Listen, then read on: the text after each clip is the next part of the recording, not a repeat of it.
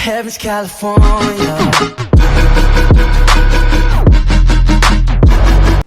Hey guys, I'm going to be reacting to a video by Nightmare Files. I was planning on doing it before, but I didn't. It's called 4 Menacing True Horror Stories featuring Swamp Dweller and KingSpook.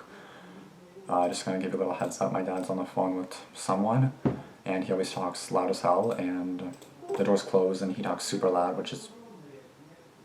like, I can hear him loud and clear right now. Like, shut up, please. I know it sounds mean, but trust me. Oh my god. Okay. And I cannot have this too loud because my mom is just like sleeping right in the other room. I want to see how loud this is first, just so I can see. Okay, that's pretty loud. Let me go ahead and turn that down a little bit. Okay.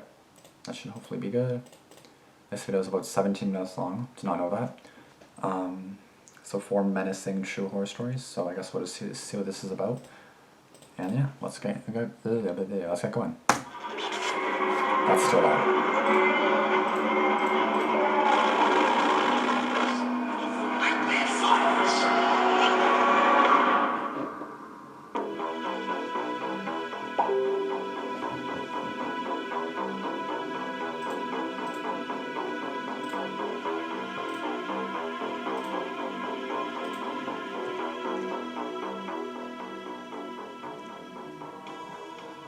Oh, I can still hear I was hiking through a park in Central Florida about 3 years ago.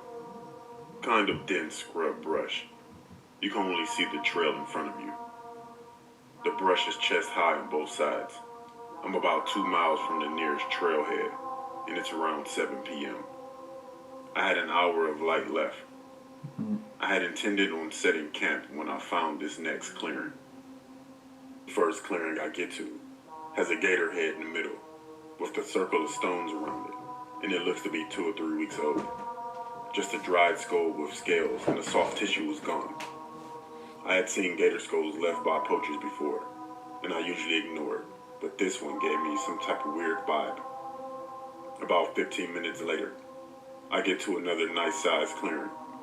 This time, a few dead birds were strung up on some sticks, and they were hanging in a circle. Oh my god. It looked to be about 7 or 8 small birds, and about 4 feet across. It had been there for a while, but it didn't smell anymore at least. Still creepy enough to send me on my way. So I'm guessing the third time's the charm, right? Poor birds. 20 minutes later, it was getting dark, and now I was taking side paths to get away from the main trail and hopefully to avoid any other displays. You should probably go home. I find a fresh one. A deer head on a stick. They were scattered around, making 4 circles around the base Like an actual of the deer stick. head on a stick. The blood was splattered all around everywhere. Oh my god. I just stood there in disbelief. Then I heard footsteps approaching. Oh, you better run. You're gonna get Then they screwed up. stopped. I got very quiet. And some guy whispers, "Get out of here." Get out of here? Get out of here if you're or you're gonna die too or I something? ran out of there. It was dark before I got back to my truck, and I went straight to the police station and told them everything. They found everything that I saw, but no one was there. After that, I won't go back hiking again. I don't know why you did in the first place. Nope. Okay, what's up with that music? This story takes place when I was 18. The school year had just ended, and so all of us seniors decided to go on a camping trip, as it would be the last time many of us would see each other. Our senior class wasn't too big. There was only about 12 of us, and the other classes had 20 to 30 people. We had found a great camping site in the mountains where most, if not all of us, lived. Are you sure about We that? all arrived to the campsite around 6:30 p.m.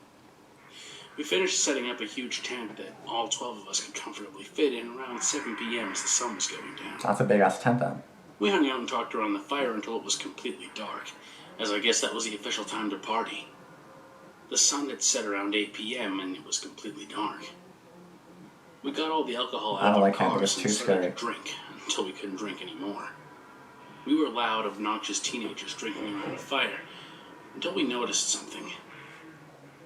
My friend Ivan was gone. We first thought he was trying to scare us or pull a prank on us, but 30 minutes passed and there was still no sign of him. It wasn't that warm outside either, as there was still snow on the ground due to the high altitude. Snow? What? We had looked all around the campsite for him, calling It his has name. like 0 degrees for that. Oh my We god. started getting anxious and scared. His car was still parked and the nearest highway was about 15 miles out, so there's no way he could have walked. So where'd he He had go? disappeared without any single one of us noticing. Exactly. Us being drunk didn't help either, as it was even harder to find him in pitch black. Yeah, exactly. We all had gotten into small groups and had gone in different directions. My friend Sean and I walked deeper into the woods, calling out Ivan's name. Finally, we see a shadow sitting down by a tree. I turned the flashlight towards it, and there he was. There was something off about him, though. Oh, so he was He there. was just sitting there, not blinking and looking straight ahead. He didn't even react to me pointing the flashlight directly in his eyes. What? Is he okay? He had a knife in his hand. It was so cold outside that we were all wearing hoodies, but Ivan was just sitting there in a tank top and shorts. Oh my god. He wasn't shivering or anything either. And not only that, there was a star carved into the tree which gave me the creeps. I honestly thought he was dead because he had no reaction to anything. But we noticed him breathing. What? We slowly approached him and kicked the knife out of his hand. Ivan? Ivan, are you alright? What the fuck are you doing? I asked. He didn't reply. He just kept looking straight on as if he was frozen. I literally have no idea. Is he dead? Like, I don't understand. Sean and I couldn't just leave him there. Ivan's a pretty hefty guy, so it was going to be difficult to carry him back all the way to the campsite. Not only that, it was like a football field's length back to the campsite, and us being drunk obviously wasn't going to help. And cold. We had to do it anyways, though, as we thought he would die out there in the cold. We carried him all the way back through the cold snow and darkness with my flashlight only giving us some visibility. As we got back, everyone helped us put him in the tent and cover him in blankets. Yeah. But the story doesn't end there. Oh As we no. were all sitting around the fire wondering what just happened, he started to yell out. He wasn't just yelling out anything, though. He was yelling out Bible verses. We all got scared and thought he may have gotten possessed or Yeah, something. that's what I'm just This gonna went on say. for about 10 minutes. Finally, we see him step out of the tent. He looked much better than earlier. Oh, okay. I had asked him why he was yelling out Bible verses, and he responded with, I don't know any Bible verses. I was officially creeped out at this point. He was As possessed. was everyone else. It was 1 a.m., so we all decided to go to bed. About an hour passes by, and everyone except me are asleep. I notice a shadow on the tent from the outside due to the light coming from the fire. And I at first thought it was someone needing to take a pee or something, but I had noticed that all 12 of us were in the tent. Uh-oh. Meaning there was someone or Something. out there. I didn't have the balls to unzip the tent and look out, I so I wouldn't just lay either. there looking at the shadow. I wouldn't The either. shadow walked around the tent, then stopped at the right side of the tent where Ivan was sleeping. Oh my god. It stayed there for what felt like an eternity, but in reality it was only like a minute. Then slowly, the shadow walks away as you hear the footsteps getting quieter and quieter. I had such a hard time sleeping that night. Who was it? What was Someone it? watching us. Yeah, shit. There's no way someone could have walked into the campsite in the pitch black, especially it being 15 miles away from the nearest highway. I'm 22 now, and I know that I'll never forget what happened that day. Ivan still tells me he doesn't remember a single thing from that night. I still lie here thinking about what was outside of the tent. What if I was to have had the courage to open up the tent and look down? I think about it, but I'm glad that whatever it was just went away. Yeah. Okay, well, like, I would have said, like, why the hell, like, what the hell was wrong with Ivan? And who the hell was outside his tent? Like, did someone possess him? Like, what happened to him? Something happened to him, obviously. I worked for Apple Care for over 3 years. You know the tech support number you call when you have problems with iPhones, iPads, or Macs. During my time there, I took thousands of phone calls, but there was one call that I definitely remember. Why would this be This call scary or started creepy? off like the rest. Thank you for calling Apple Care. My name is Josh. The call came from a woman who said she was a college counselor and a former social worker. Okay. While waiting on her Mac to update, the conversation started off normal. Do you like working for Apple? Where are you based? After about 20 minutes of going back and forth, the conversation turned darker. She stated, I need to ask you something. Do you have children? I was a little alarmed from the sudden change of subject. I'm here to help you with your Apple was product. far away, and I would never meet her in person. Oh god, you fucked up. There could be no harm done. Oh yeah, that's what you think. I have a 1-year-old daughter. She replied, I need to tell you about this place. Please never take your family there, or anyone you love. What? A bit shocked, I replied, okay, what place? It's called Unalaska. You mean Alaska the state? I questioned. No, Unalaska, Texas. The town is full of pedophiles. A lot are involved, ranging from parents, teachers, police, doctors, and lawyers. The people you're supposed to trust, really. I was more puzzled than creeped out, since it seemed like a plot of a horror film. That's like, how do you know? Lots of children, especially girls, are tossed around as supposedly trusted employees of the town. And nothing can be done because people who fight back are either killed, they disappear, or harassed and bullied that they have to leave the town. She continued, I met lots of kids from working here at the college. They've shared very similar stories and horrific things that have happened to them, all from this town. She then shared her most recent case. Oh god. The week before her phone call, a young girl had resided in the town of Unalaska and was harassed by a local man. He eventually cornered her and stated, if you ever need me, my phone number is 911, as he was the town sheriff. Okay. Of course, I was horrified to hear this, and quickly wrote down the name of the town and wrote, do not go. Like what? Eventually, our call ended. The lady gave me a good review in the customer service survey, and I continued my day.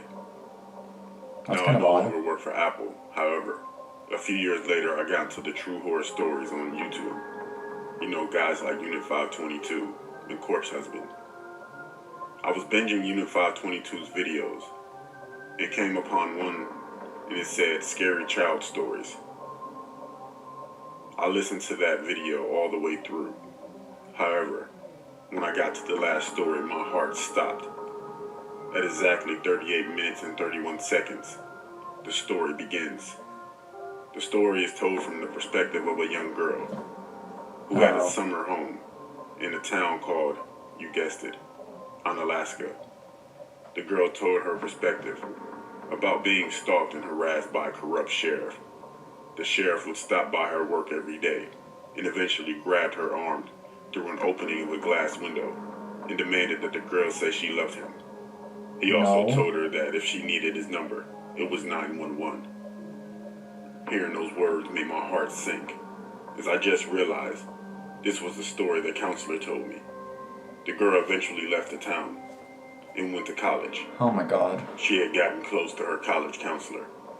It eventually came out that the girl was from Unalaska, and the counselor's tone changed. The counselor didn't get too detailed with the girl, but she shared how she used to work in that town and knew about the corruption and the pedophiles. The town left a mark on both the counselor, the girl, and myself. The counselor in that story was the woman I spoke to from Apple. I never thought that story would come back after all these years. I encourage you all, please avoid that town if you can. I never heard of that. Especially if you on have Alaska? On Alaska? I'm gonna have to look up on Alaska because I don't think that's real. That can't be real.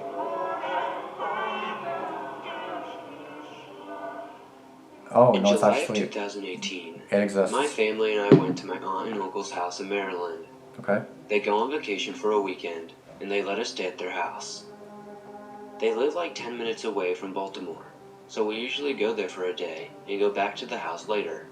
Okay. Everything was fine until the third night.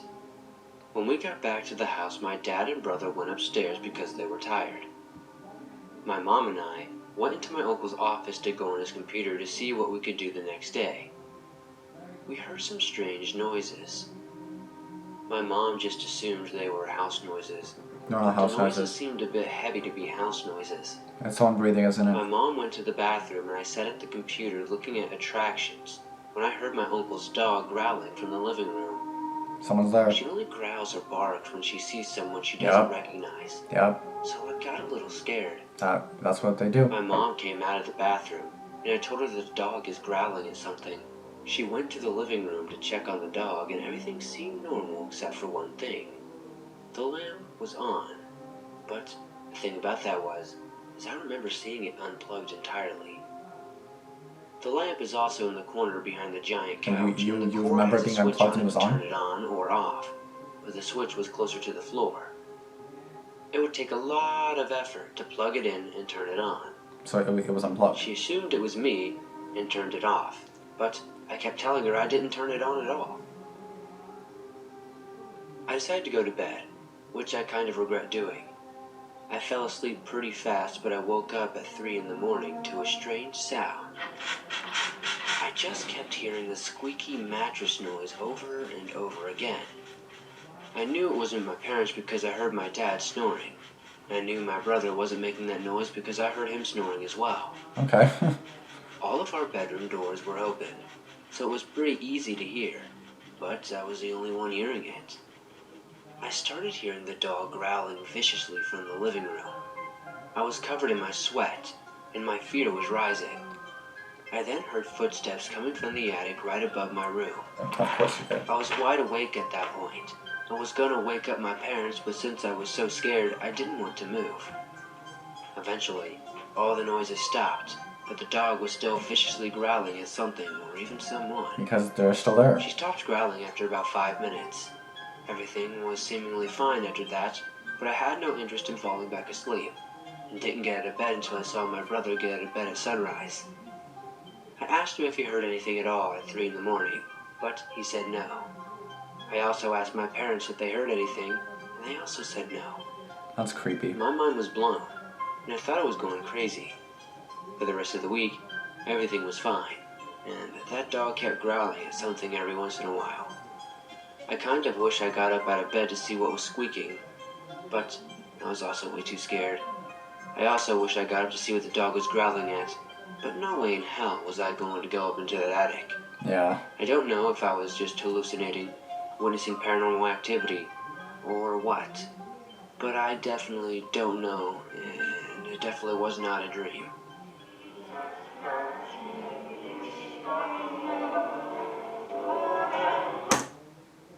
Alright, so I'm just gonna say again, you're probably gonna hear my dad still annoying. Like, he's so loud. Like, why is he so loud? Like, talk quieter, we can hear you. Oh my goodness. Okay, anyway. So again, if you don't... Like, I can literally hear him loud as day. I don't know if you can. I really hope you can't, but oh my god. He's not speaking English anyway, so you're not gonna understand if you guys... Yeah. But anyway, that was a pretty good video, not gonna lie. Like a Menacing, yeah, it was pretty scary for sure. Some stories I didn't really have an explanation for, like the one about the Ivan, I was like in the forest, didn't even really look alive, and then he was just covered in blankets, and then he was fine. Like, I don't understand. Like, I would have called 911, but like, oh my god, this bitch is like dead. Like, what the hell's going on? Like, what? You know what I mean? Like, I'll be nervous. I'm like, oh no, like, what's happening? Like, are you okay, dude? Like, you know, like, what's going on here? Like, that would make me be nervous. So, like, I don't understand. Like, that's no, I would not like that. Like, seeing that, I would be like, I would be camping in the first place, especially at nighttime, obviously, or camping in general. So no, but yeah, it's definitely scary, and yeah, all those stories were pretty messed up. Especially the one about on Alaska. I looked it up and then I went on my phone. Unalaska is the chief center of population in the Aleutian Islands. It's a 15-hour flight, and I'm not going there, definitely not. Yeah, Alaska. Okay, so I guess it's real, but I don't know if the stuff around it is real, but I don't want to know. Let's just not, you know, figure that out, but if it's real, then that's scary. Don't worry, I was never gonna go there.